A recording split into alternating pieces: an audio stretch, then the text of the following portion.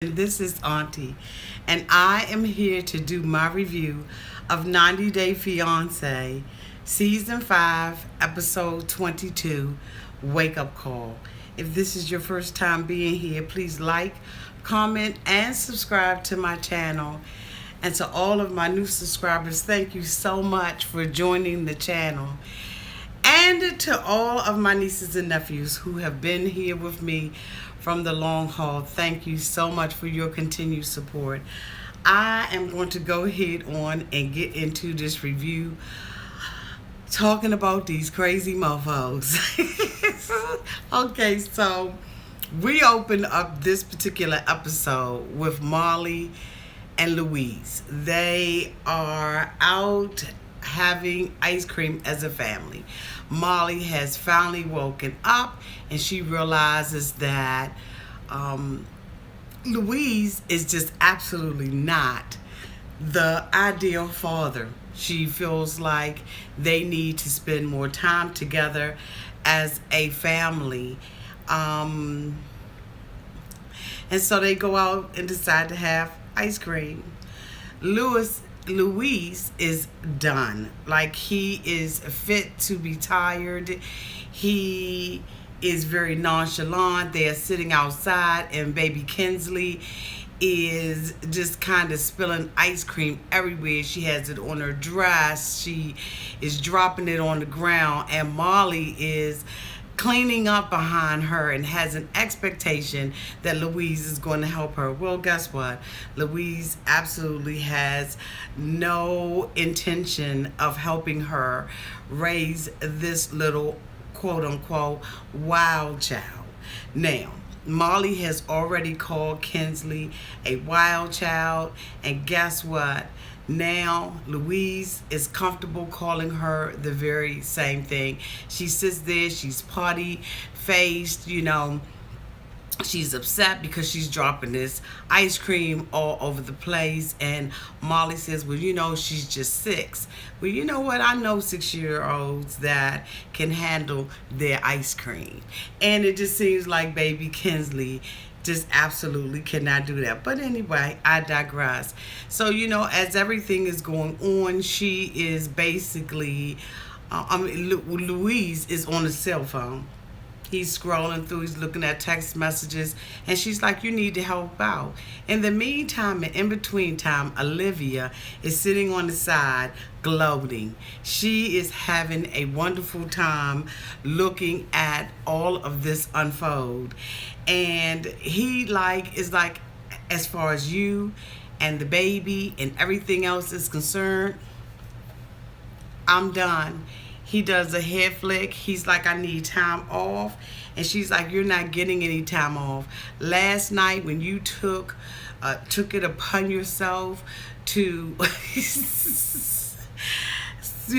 peel off dollar bills at the bachelor party, that was the last night that you ever going to see off. Okay, so look.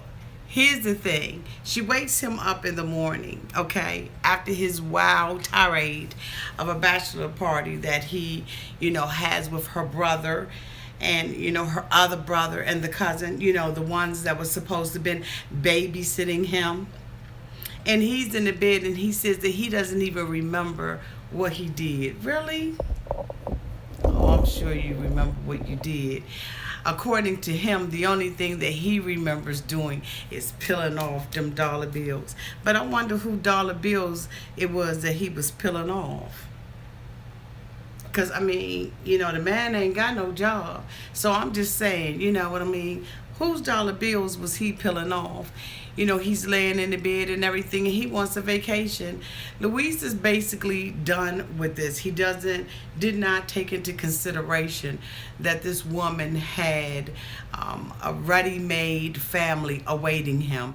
He thought that it was going to be all fun and games, bartender and discotheques, as he calls them, and all of that stuff. And so now a rude awakening has hit him dead smack in his face, and now he has to realize that, guess what? He's a daddy to a wild child. So you know what? It is what it is until it ain't what it ain't. And you know what? Sometimes things are not the way that you think that they're going to be, especially when you have an agenda. And it is absolutely obvious to all of us that our boy Luis had an agenda. He is tired of the way that he is living. Oh, poor Louise. I tell you what you can do. You can go back to the DR and you can tell Big Daddy Papa to call me. The next person that we see is David and Annie. What the complete foolishness is going on with them. David and Annie, are going out and having lunch with Chris and Nikki. Nikki has an awakening, an aha moment. See, because she has let this stuff go on long enough. She's not being paid by TLC to put up with this foolishness. And so she's just basically tired of all the BS. So, they're at lunch and everything, and they're talking about, David's behavior. David says that he's already apologized to Annie. They had a wonderful day, in LA. They got to see an LA sunset. And so the world is supposed to be right with him. And now he has to figure out why Chris is no longer covering and watching his back, you know what I'm saying? And Nikki is now being outspoken. So he's like, okay, well, I'm going to sit here and listen to the BS that she has to say. I'll make apologies where apologies seem like they need to be made. And you know what? It's going to be it with it. So they sit at the table and Nikki's like, David, do you think that you have a drinking problem? And he's like, no, I don't think that I have a drinking problem. Everybody there was drunk. But you know what, David? That wasn't the point. But okay, I digress. So, he's like, no, I don't think I have a drinking problem at all. And so, she said, it's okay, Annie, do you think that he has a drinking problem? And she said, yes. He said, well, I told Annie that I would not be drinking until, after the wedding. We've got about 89, 87 more days. And you know what? I'm not going to be drinking, and that'll give me an opportunity to get myself together. And Nikki's like, you know what? That's not good enough. You didn't even apologize. So, he sits there and apologizes at the table for his behavior. And at that point, Nikki's like, you know what? Now you're apologizing now, but you didn't apologize then. She is basically at the point right now where she's tired of him. And she is really wanting Chris to step up to the plate and really get this man together. See, the thing about it is, David, you're up in somebody's house that has 2 children. Now, from listening to the conversation that she was having, she said that Antonio, her brother, should have smacked David. That what David said to him as far as, saying that Antonio wanted to sleep with Chris. She felt like he should have got smacked in his face. Well, guess what, Nikki? The only one that held him back, Antonio back, from smacking him in the face was you. So you should not have been calling Chris. You should have let him just drop kick his ass right there, on the scene. But you know what? I digress. I ain't trying to get off and get funky with it. We'll do that tomorrow on our live chat nightcap. But you should have allowed him to do what he needed to do as a man. David said that he thought that he was being funny, that this was a joke that he was making and all was right with the world. But guess what? All wasn't right with the world, because what you don't do is make a statement like that about a brother-in-law. See, because at the end of the day, whether or not he's the queen or he's not the queen, you don't make a comment about family members. You crossed over the line. And Nikki, as a sister, you should have went on and let him smack the complete taste buds up out of his mouth and knocked his daggone tongue all the way down to his small intestine. But you didn't. So hindsight is 2020, and now you mad about the situation that went on. From what I'm hearing, allegations that I am hearing, you know what I'm saying, is that, basically, when Antonio came back into the house, you and Antonio, did you all begin to antagonize Annie. And you know what? That's not right. It's no need for you to antagonize Annie. You TLC apparently cut a lot of what we should have seen so that the whole story could have made sense to us. But they did not, allow us to see all of that. But you know what? It's all good. From my understanding, there's a whole lot of things that's been going on that allegedly Annie has been stealing from Nikki. And, that was part of the reason why she got put out the house. It's just a whole lot of stuff with this story. The bottom line is that Chris needs to grow up and be the man and be the husband that he's supposed to be. You don't let a grown, rusty-tailed man move up in your household with his Thailand bride and you not even getting a dime from TLC. Yes, you may be wealthy and you may have businesses and all of that kind of stuff, but at the end of the day, David is a grown man and you've already paid for everything for this man, and now you got him coming over here, and now your black African American wife is now starting to wake up and have a problem with all of this, because you know what? At the end of the day, her reputation is completely and totally on the line. And she's tired. And I would have been tired from the beginning. It would have never happened. Shoulda, coulda, woulda. Would not have even been in my vocabulary, because it would have been no, no, no, and hell no. But anyway, she's starting to wake up and she's like, look, you got away with it this time. I allowed you to do what you needed to do. But I'm going to tell you, next time, it's not going to happen like that, Captain. You act an ass up in my house again and you're up out of there. And so, she's like, Nikki, you can go ahead on and stay with us. You know what I'm saying? You a little homegirl already. I'm with you. And I'm like, you know what? Cling, cling, cling to the homegirl for letting her stay there. Let me get dressed some of my Diet Coke. Okay, to the homegirl. But she was like, I'm telling you, David, if you cut up and you act like that one more time, you are up out of my house. And you know what? I don't blame you. That's what you should have done from the very beginning. You needed to check your husband. And I don't know when you're going to check him, but you needed to check your husband. Okay, Andrei and Elizabeth is the next couple that we see. Basically, him, Andrei and the dad goes to, the golf range and everything, because the dad, basically didn't get to say what he wanted to say. So they go to the golf range and they decide that they're going to hit a couple of balls. The dad is trying to tell Andrei, don't swing so hard, Viking.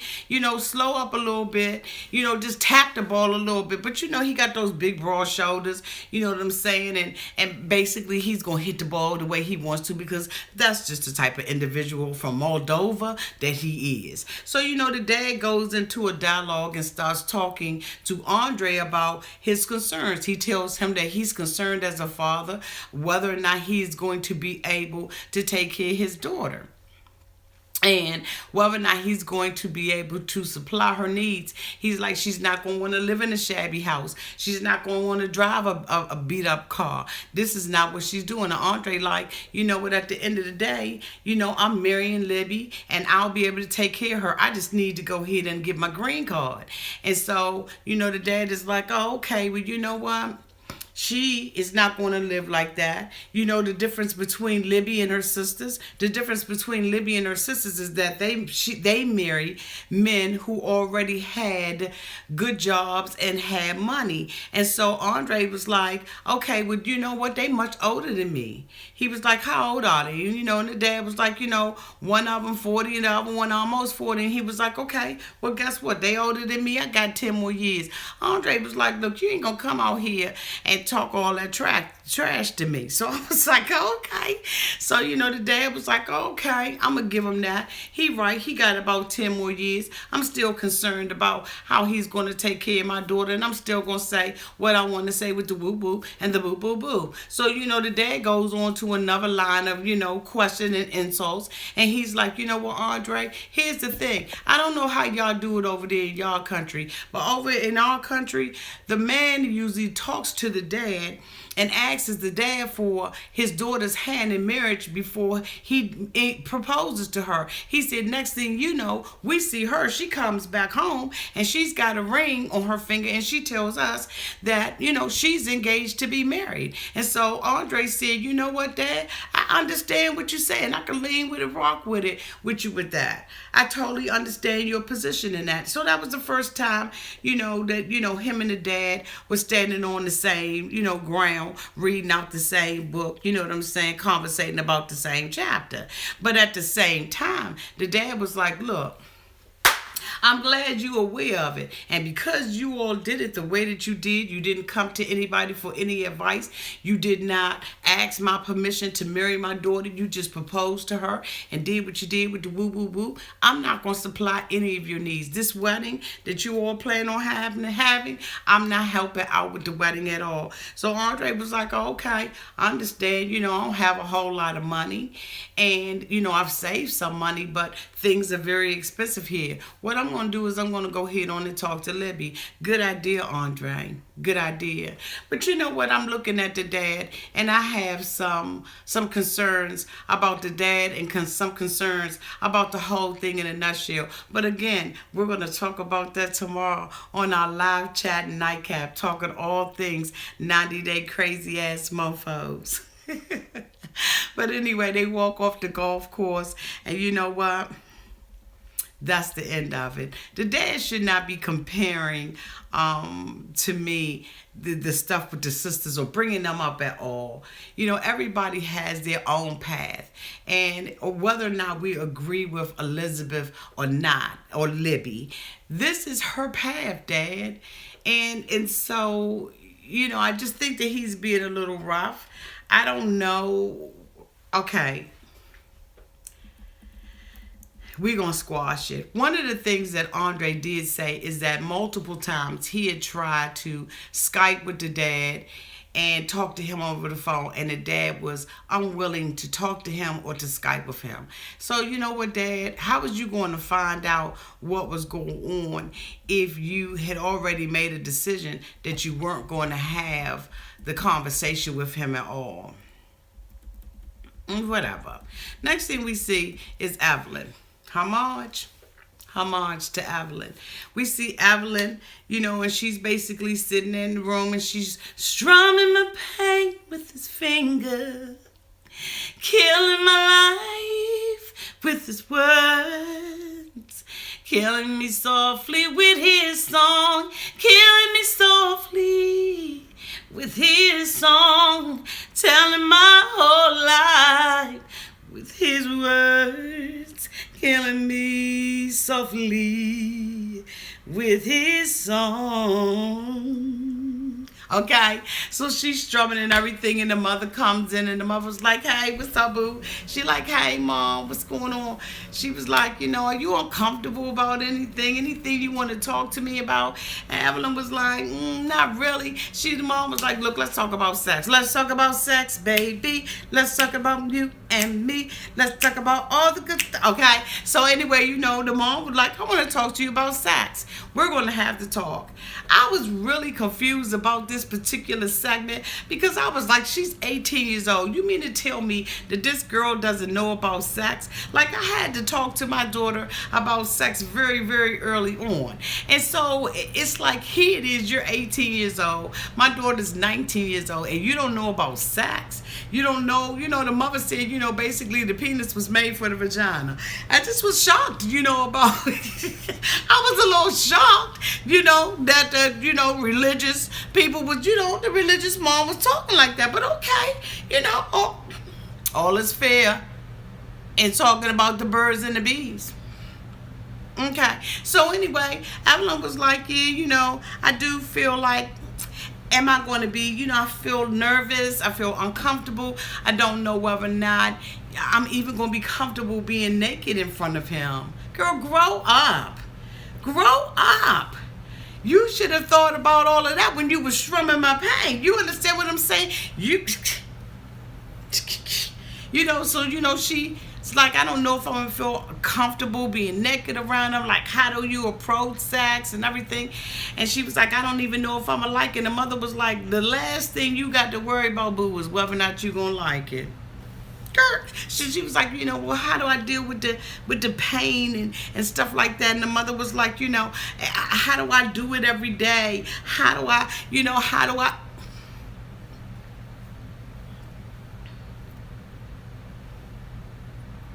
Cling, cling, cling to the pain.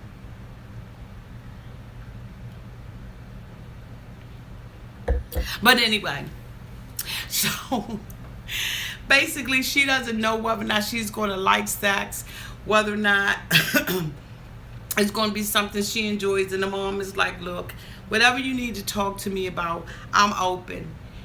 Sex is a beautiful thing, and you're going to be fine. And she's still apprehensive and everything. And then she says, you know what, Mom, we're going to cut this conversation off because David don't want me to talk to you about this. And the mom was like, what? Say what? Say what? I said, what?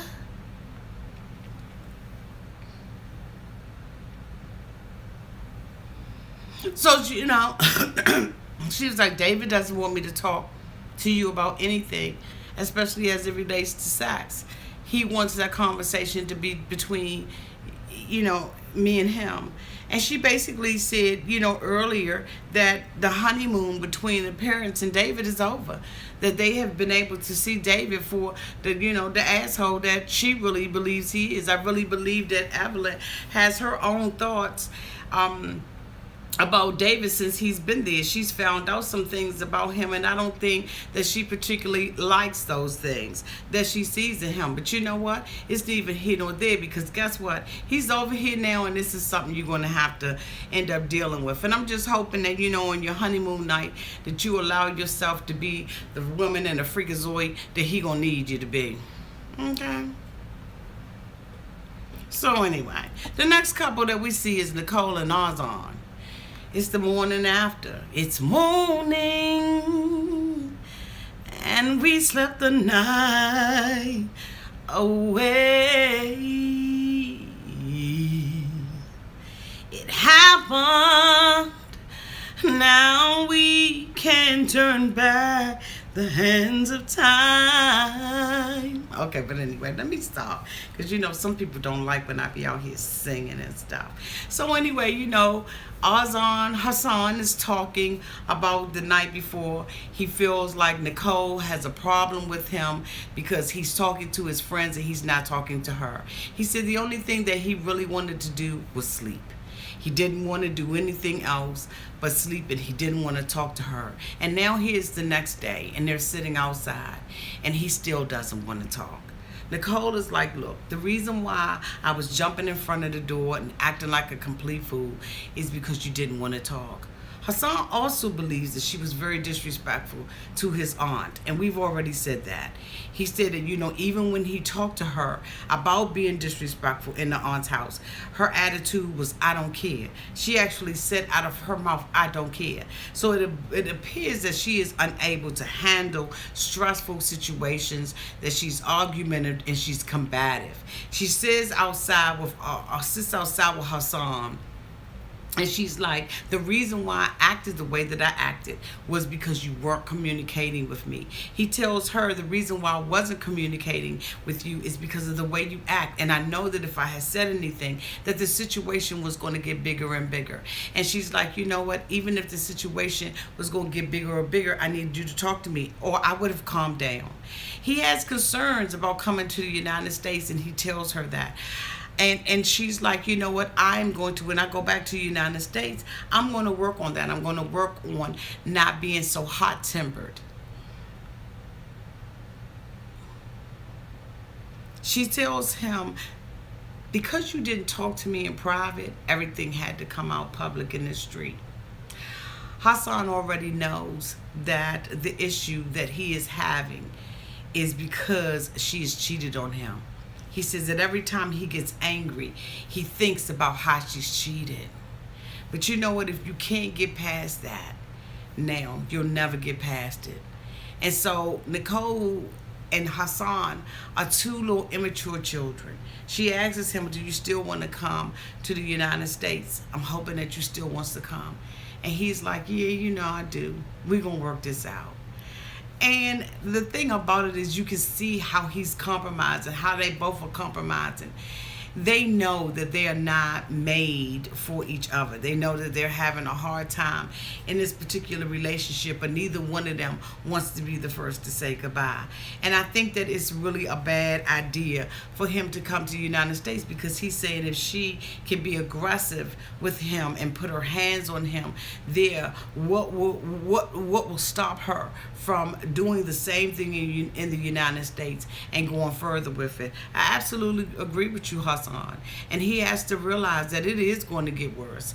It never gets better. It never gets better. And so, basically, they have a decision that they have to make. And Nicole is trying to act like, she has this, just a little teeny bit of security and maturity with her. And really, she doesn't. This relationship between her and Hassan is far above what she's able to handle. And I think that she has to make a decision that... We'll talk about it in the live chat nightcap. Because I see myself about to go off and I don't want this thing to be labored too much longer. The next couple we see again is Annie. Annie is out on a girls' night with Nikki. And Nikki is like, you know what, I'm going to take her out. I'm going to hang with the homegirl and everything. We're going to do, it's ladies' night. Yes, it's ladies' night. And the feeling's right. Oh, yes, it's ladies' night. Oh, what a night. Oh, what a night. And so, she sits down at the table and she begins to tell Annie, about Louisville, Kentucky, and how she lived there for 3 years and she did not like living there. And Annie was like, oh, really? And she was like, how you like in LA? And she was like, I like it. And she talked about going to the shop and seeing all the sex toys and stuff like that, and how in Thailand it's not acceptable to have that. And she was talking about, she saw things in multiple colors and all that kind of stuff. Like she really got a kick out of that. So anyway, Nikki begins to talk to her and calls herself spilling some beans. And so she tells her, oh, what I wanted you to know, basically that the ring that you got on your finger, Chris paid for that. And so Annie was like, no, Chris ain't paid for it. And Nikki was like, yes, he did.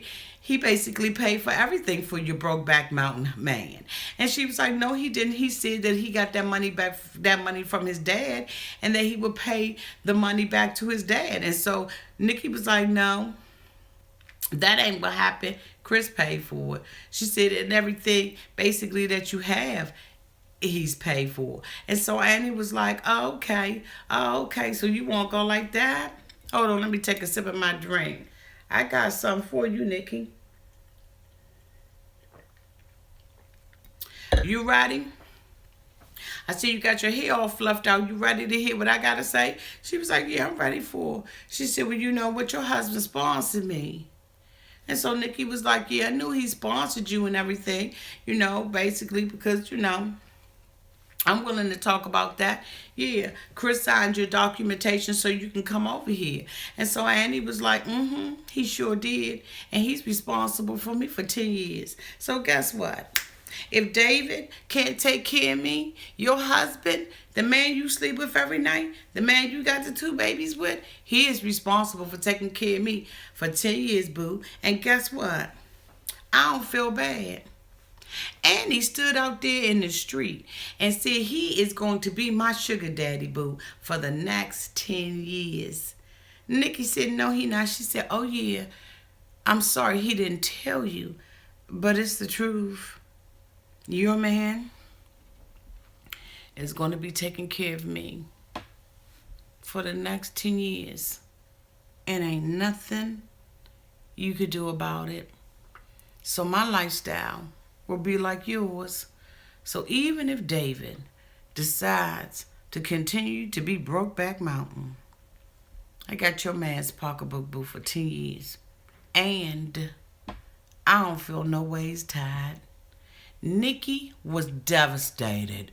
She found out that information. She found out that Chris withheld important information from her. The party was over. She wasn't in no dancing mood after that.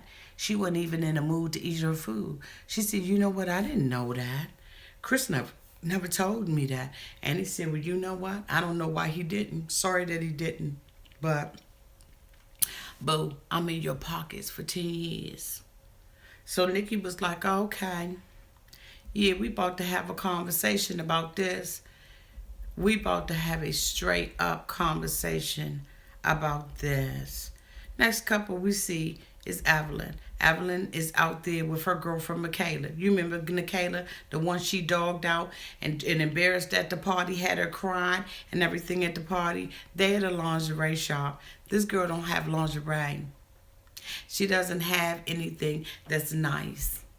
Michaela says that her and David have reconciled their differences and now they're friends. And as long as he treats Evelyn right, she's all good with it. So they're in the shop. They don't know how to even start picking out lingerie. Michaela says, let's just walk around in circles until we figure it out. What the hell? Who doesn't? So, she picks up a thong. The thong is small and everything, you know what I'm saying? Let me see your thong. Okay. Baby, the thong, the thong, the thong. She don't know the front from the back from the front. She picks out some frumpy little bra and some little see-through panties.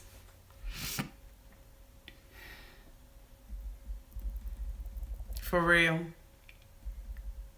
Whatever. The next couple we see is Elizabeth and her beau.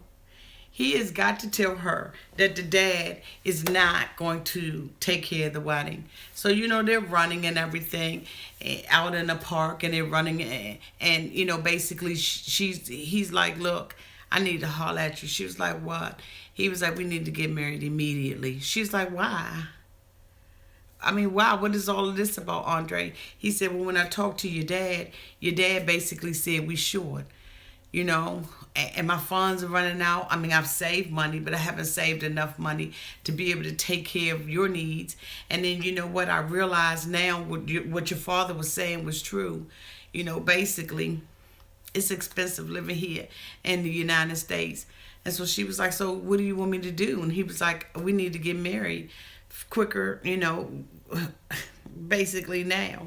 She was like, well, how long are you giving me to be ready to get married? And he said 2 weeks. She was like, 2 weeks? 2 weeks? That's all you giving me? And he was like, yeah, that's all you deserve. He was like, look, we got to make money. Your dad has already made it known to me and everybody else that he is not going to be footing a bill for anything. Elizabeth starts off by saying that she loves being under Andrei 24 hours a day. So evidently that means the daddy must have fired her. Because you know what? When do you go to work? How can you be under Andrei 24 hours if you're working? Okay. I don't know nobody that I want to be under 24 hours a day. But anyway, she's like, well, we've waited all this time. We might as well go head on and get married. Yeah, I'm for it. Let me find a venue and I'll find a dress. And you know what? We'll go head on and get married in 2 weeks. So they happy.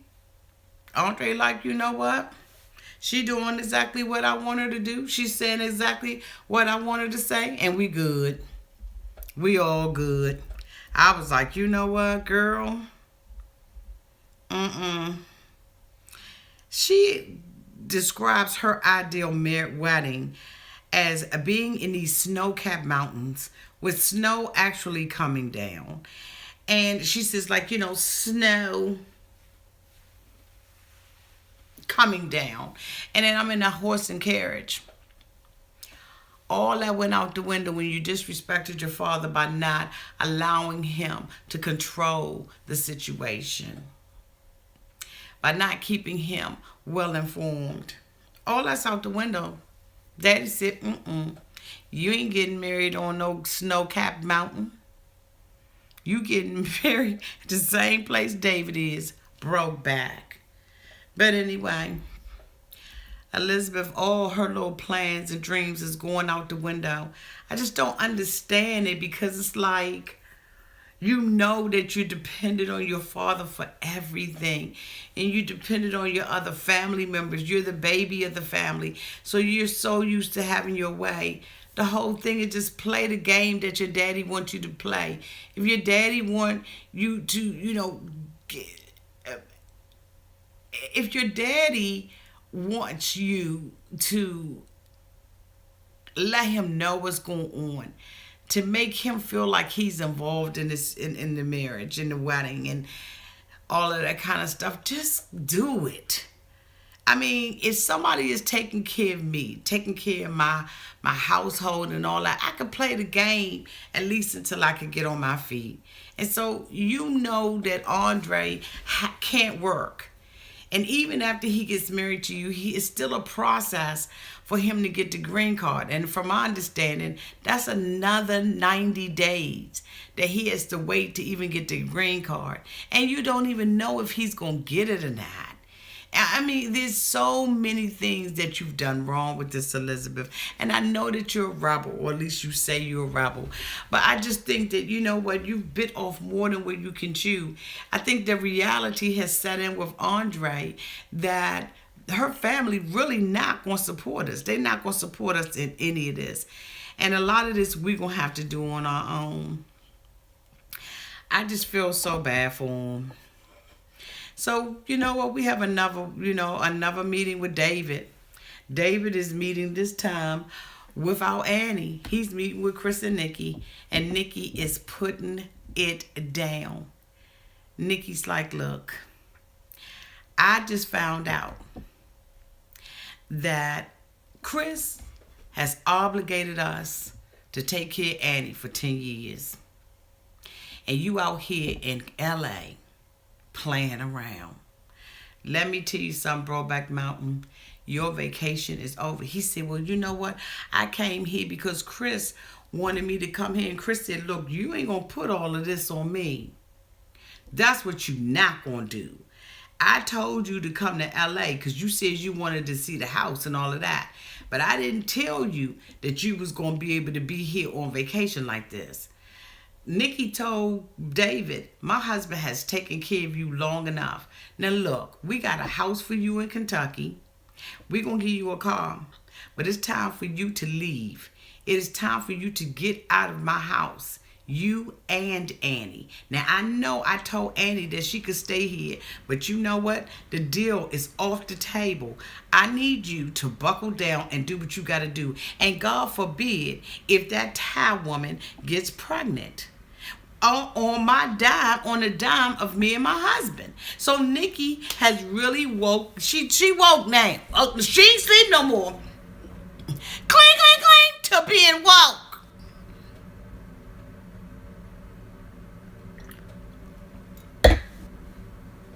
She ain't sleep anymore. David trying to make every excuse that he can. Because, see, the whole thing about it is David has been accustomed to dealing only with Chris. Nikki's been sitting in the background. You see what I'm saying? Carrying the baby, doing what she got to do, playing little wifey. Because, see, there's a 23-year age difference between Nikki and Chris. Yup. 23-year-old age difference between the two of them. Thank you, PYT29, for giving me the info on that. So she already was, she was, okay, I can go along with this. But at this point now, she's like, nah, boo. Once I done found out that we are financially obligated to take care of her, I need you to take your ass back to Kentucky and you need to get you a job. Chris said, yeah, you need to go. So David was like, all right, I didn't think y'all was going to put me out that soon. I thought that I was going to be out here in LA and I was going to be able to have me a good time. But since y'all put me out, I'm going to go ahead on and go. I'm going to do what I got to do. So you said I got a place. You said I got a car. You going to send me some money too, Chris? Chris said, yeah, I'm going to send you some money. And he said, and by the way, Nikki has already packed your bag. So when you get back to the house, you ain't got to do jack. But pick your bags up and go to the airport. I've already given you economy seats on the next flight flying to Kentucky. So now he's got to go back. And he's got to tell Annie that the gravy train is over. Nikki, when she found out that Chris had lied to her like that, she got on Chris' ass and some more. She told Chris, you shouldn't have lied. You shouldn't have obligated our family to that. Chris gonna sit up there and say, well, you know what? I didn't mean to lie. I told you that I sponsored you, but I didn't tell you everything. Nikki said, you know what? But now that I done found out everything and that chick has something on me at the table, I'm straightening this out. David, your stuff is already packed. Get your ass up out of here. David is devastated. He devastated. His bags is already packed. You go, Nikki. It's about time you woke up. It's about time you woke up. Next thing we see is Nicole. She's Skyping with her mother. She's telling her mother half the story. She's telling her mother, the mother asks her, how's Hassan doing with baby May? She was like, he do good during the day, but at night he's not doing good. Isn't that the part calling the kettle black?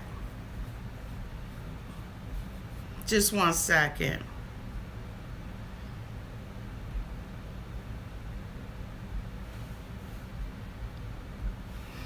In that, the pot calling the kettle black. You ain't taking care of her at nighttime either. So the mother was like, he got to step up to the plate. He got to be more of a father. No, he don't. No, he don't. He ain't got to be more of a father until she's more of a mother. Until she gets her baby off the pacifier, puts her on a regular sleep regimen, and make sure that baby May is eating the proper food that she's supposed to eat. Outside of that, ain't nobody got to do nothing for her. At the end of the day, baby May is her responsibility, Mom, and yours. What the hell you been doing? What you been doing, Mom, since the baby May is in such poor condition? Because let me tell you something, that little girl is too old to be acting the way that she is acting. And you all are holding her back. She should be reading, writing, and doing some more stuff. You understand what I'm saying? And if she's not doing that, then she is absolutely behind. Because with this day of technology and the way that these children are growing up, baby May is behind because that little ass ain't even potty trained yet. And she's walking around sucking on the pacifier. But I digress so I can get through this and not have y'all sitting out here looking at this thing for over 5 hours. So then she says, well, how's the relationship? How's the romance going? And so Nicole was like, we still fighting and we're still arguing. You know what I'm saying? We're still being verbally abusive. But what you didn't tell your mother, Nicole, with your slick ass, you didn't tell your mother you've been putting your paws on them. That's what you didn't tell your mother. And so the mother says, well, why is it like this? And she's like, well, he still has a problem with me because of the cheating. And every time he gets mad, he brings the cheating up. And the mom was like, you know what? If he can't deal with this in the country where you all are, if he can't deal with that in Morocco, he's not going to be able to deal with it when he comes to the United States. This is something that's going to be forever lingering in your relationship, and I absolutely agree with that. And we'll be talking about that more on our live chat nightcap. But I agree with that. If Hassan cannot deal with the fact that she's cheated and truly forgive her and move to a place of forgetting it, then their relationship is doomed from the beginning. But see, the thing about it is it was already doomed from the beginning, because if someone loves you, they will not cheat on you. They may be tempted and they may look at the things that are on the menu, but they won't order. And you know what? It takes a really good man and a really good woman not to cheat, because there's so many opportunities to cheat. I mean, cheating ain't hard. It's not hard. So, she's like, you're right, Mom. He does have to step up to the plate with baby May, and he needs to get off of the cheating. And she's like, so what did he say about the visa? And she said, well, I don't know. And the mother was like, why are you hesitating? Because, I just don't know where we are. No, you're hesitating because Hassan is hesitating. You're not being truthful, Nicole. I don't know why you can't tell the truth. Hassan is the one that's second guessing whether or not he's going to come over here to the United States. But you making it seem like to your mother that this is all your decision and something that, girl, bye, sit your fat. I'm so.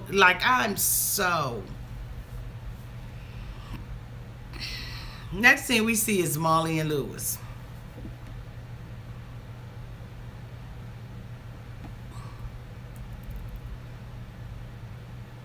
Their relationship is just doomed. It's doomed.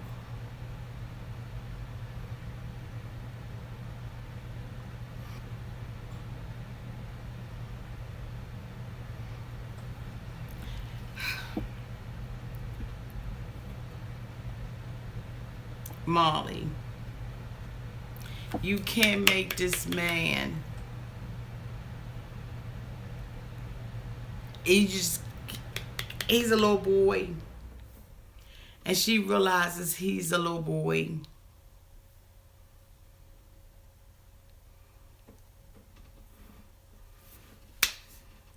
Louise is basically done. This is, basically when they, out for the ice cream and stuff. I've already gone over that through the, at the beginning. This is a done deal with them. And I know she went on to marry him, but I bet you she's one miserable ass woman right about now. We see Azan talking to his aunt. He's really concerned about coming to the United States. He, earlier on in the episode, he talked and said he's wondering why he's still with her. Guess what, Azan? We all wondering the same thing. Why are you with her? Why are y'all together? He's talking to the aunt, and he talks about the aunt married an Italian. Did he say Italian? I think that's what he said. He said, you lived abroad. How did it work out? She said, well, first of all, he lived in Morocco. And he respected our customs. He got to know them and he respected them. So it was very easy for me to make the adjustment with him. He says, you know what? I don't know if this gonna work. And the aunt was like, with God's will, it'll work. I think it's gonna work out. It's gonna be okay. She disrespectful as hell and her baby out of control. But it's gonna be okay. No, it ain't. It's not gonna be okay, Auntie. And you already know. Because one thing that Nicole has not done is respect. Have respect for your culture. She's no respect. She's no respect for Hassan and no respect for your house. And the first thing that a man wants outside of sex and love is respect. So, Auntie, I know that you want him to come over to the United States. I know you want him to get that green card. And I know you want him to have a better life. But I think that the advice that you gave him was wrong. But I understand your intentions and your motive. But Auntie, you was wrong. The next thing we see is sorry ass Josh and Aika.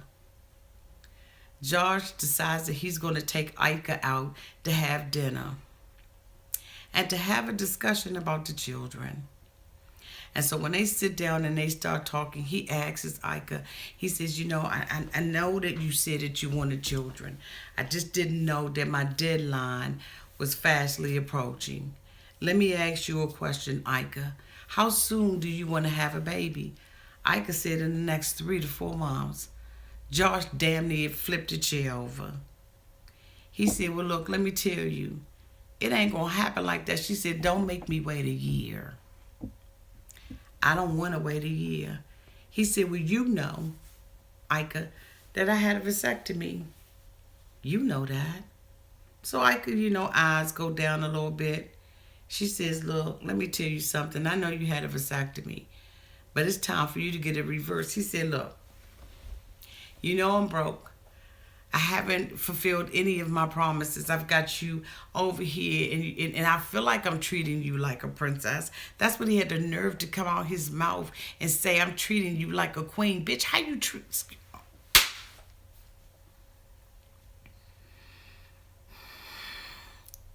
Sorry. He says, I'm treating you like a queen. But the vasectomy is going to cost me $15,000. After I had my 2 kids, I had a vasectomy because I felt like it was over. I wasn't going to have any more children. I could tell him, you know, in the Philippines where I'm from, a man that has a vasectomy, his life over. It's the end of his manhood. That's narrow-minded. I mean, that's narrow-minded thinking, but you know, okay. Different cultures and, you know what I'm saying? But just because you have a vasectomy don't mean your life is over. For some people, it's just starting. Okay. But anyway, I'm trying to keep it, trying to keep it cute. So, you know, she's like, look, you've made promise after promise. You all talk and no action. Actions speak louder than words. I want to have children and I don't want to wait a year. If you are unable to give me a baby within a certain time period, I'm out of here. He's talking about the money and she was like, I don't give a damn about the money. F the money. Aika has some straight up kahunas. Do you hear me? When it come down to that baby, she's not playing with him. He's like, you know what? I had that vasectomy so long ago that even if I do pay the $15,000 to get it reversed, it doesn't mean that it's going to be successful. Aika said, I'm trying to tell you, young, you better make sure it's successful, because if it's not successful, I'm out of here. I'm out. And the thing that amazes me is that Josh, who has moved this woman into a household with someone else, has not given her, you know, the life that's a lap of luxury to me, as far as I can see. I mean, I don't see her living in luxury. Has a nerve to say that he's treating her like a queen. You know, you really feel like you have brought and paid for a woman who is going to be a little robot to you, young, and be a little dime piece on your arm. And that ain't what Aika's about. Aika was like, I'm trying to tell you, if you don't do what I need you to do, I'm out. And I'm not playing with you.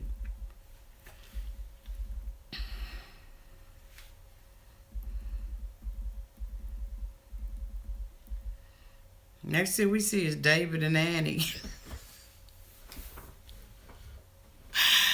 They are on their way to Kentucky. He done came home and Annie is up in there. She done got the phone call, the text message. They done tweeted, get your stuff and roll out. So, you know, David walks in, his bag's already packed. You know what I'm saying? Nikki already took care of that for him, but you know, she wanted him to drop the bomb on Annie. So he like, you know, how you doing, Annie? She was like, you know, folding the clothes, throwing the clothes in the bag, you know. And he's like, how's she doing? And she was like, I ain't doing good, you know. Come on now.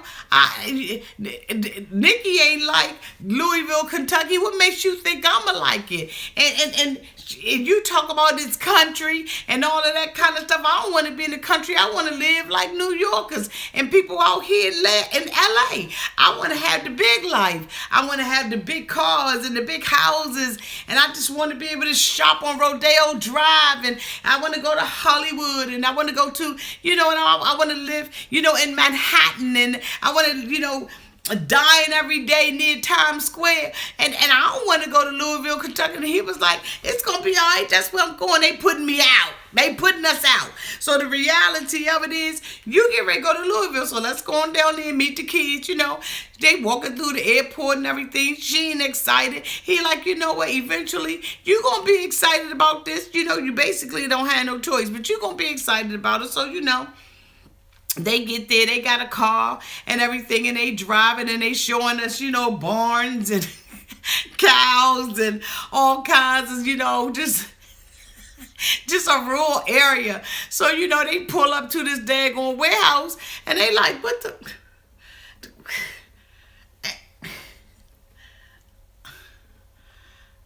Where we at? So, they get out and everything. David's like, I think this is the address. I mean, this is what my GPS say. They get about the car, y'all, and it's a daggone abandoned firehouse.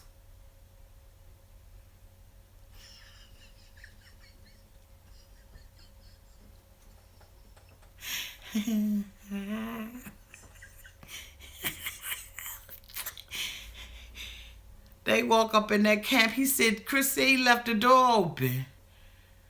They walk up in that blickety flickety, and it is an abandoned firehouse. It's empty. It's I don't know what. Ain't a fire hose, a Dalmatian, nothing around. I'm talking about nothing. And he was like, what the entire is going on? David was like, okay, well, at least we got a place to start at. I guess maybe the apartment upstairs. They go upstairs in that mickety flickety. And it's a kitchen. They're like, at least we got a kitchen. They go to another room and there's a bed. I mean, that joint.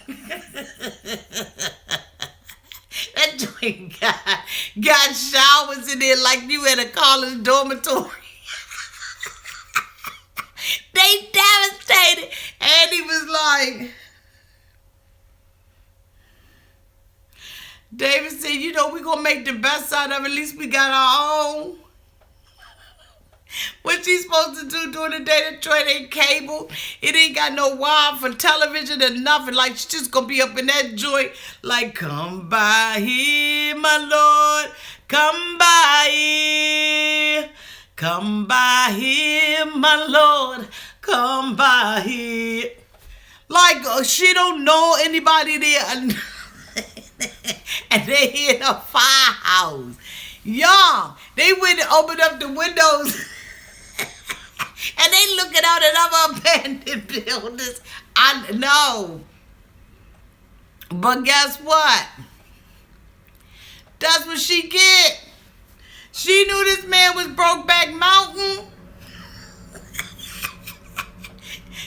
Chris has fulfilled his requirement, boo. You got a roof over your head. And that's what David said. David said, at least we ain't homeless. That's sad as hell. So anyway, he goes down the steps to go and get the luggage. The steps crinkling up underneath him. She like, be careful, because I don't know where the hospital is. I'm like, y'all, come on. Are y'all serious here? They set up. We see Elizabeth and Andrei. I'm so sick of them, y'all. I don't know what to do. I'm so sick of them. Like Elizabeth and Andrei and Evelyn and David. I don't even like talking about them on these reviews. I do it because I got to. But I'm trying to tell you, when we go live, and I know I keep saying that, but when we go live, we're going to talk about them mofos. Y'all need to buckle up. Like,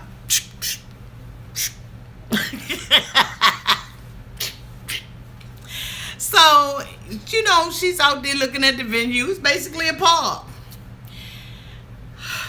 All inclusive, like little park.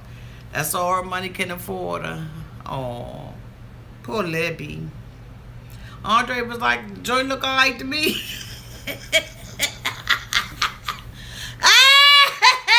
It look all right to me. Let's do it. I got to get that green card, girl.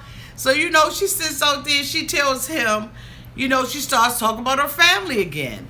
And she tells him that the sisters had planned on taking her cell phone from her during her bachelorette party to test the relationship between her and Andrei and to get up underneath his skin. Then you want the family to get along with Andrei. Why are you opening your mouth and talking to him about this? Of course, that pissed him off because that's questioning his manhood. He wants you to be submissive. You starting stuff already in your own relationship. Young, I'm trying to tell you, shut the poop up. Shut up.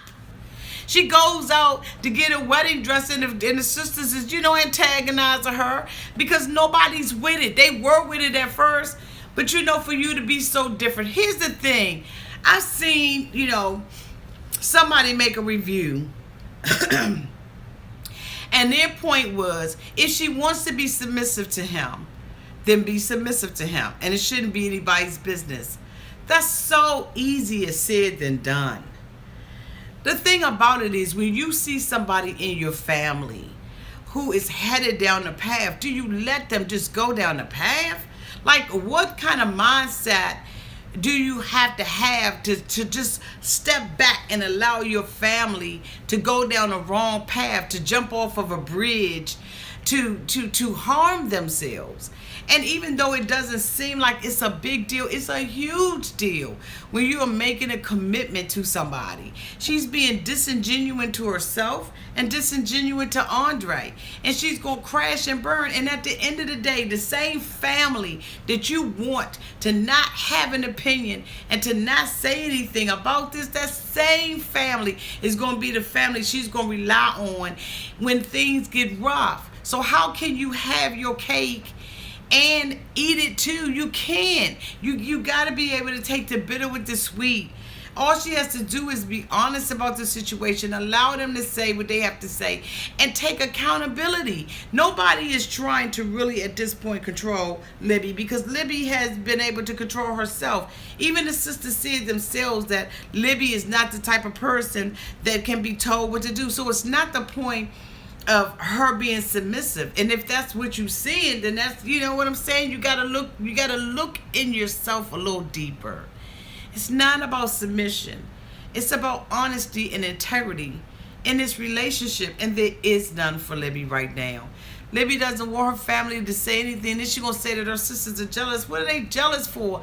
This man has come over from Moldova. It's not like he's a king or a prince or anything. He don't have anything to offer her but something stiff. Like, really? Like, wow, they don't have a reason to be jealous of Libby. And her lipstick. You know what? The last couple we see is David and Evelyn. She's sitting up in the house and she's like, I'm going to make him a quesadilla, a cheese quesadilla.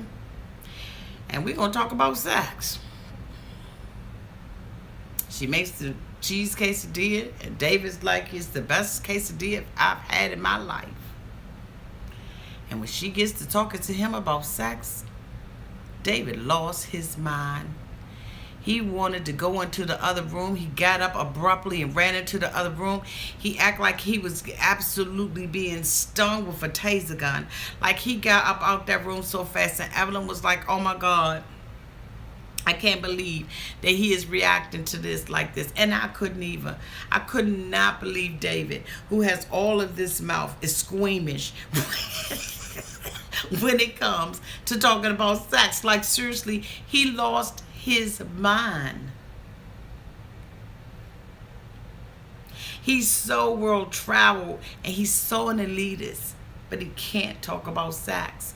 So how is he going to perform? Does he think it's just going to come naturally? Some things you got to talk about.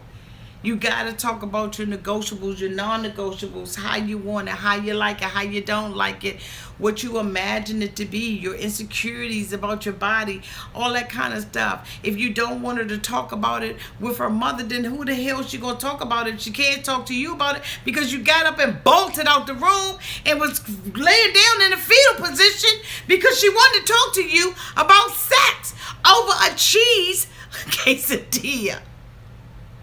These mofos have gotten weirder and weirder as the weeks go by. And we see that they're in trouble. They are in trouble. Y'all, tonight, I wanted to make sure that I got this review done and that I got it done in an hour's time. And you know what? I think I kind of made it. But tomorrow, I'm trying to tell you We are coming out and we are going to tear this 90-day fiance thing up. We're going to be talking about it. Yes, I will be paying homage to Evelyn with my Evelyn wig on again. And we are going to have a great time. I am going to try to come out earlier because I know we're going to be out this mofo for a while. You understand what I'm saying? I know we are. But you know what?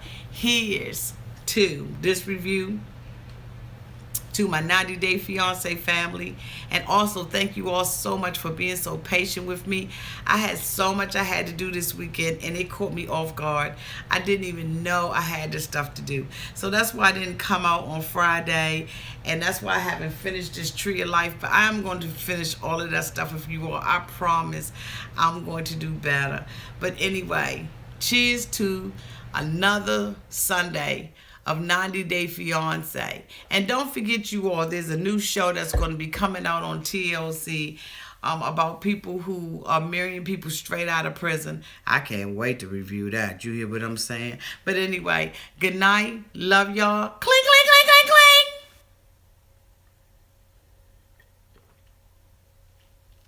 And I will see you tomorrow. Love y'all. Thank you so much for being here. Again, please like, comment, and subscribe. Hit that thumbs up button for your auntie. Mwah. Bye, y'all.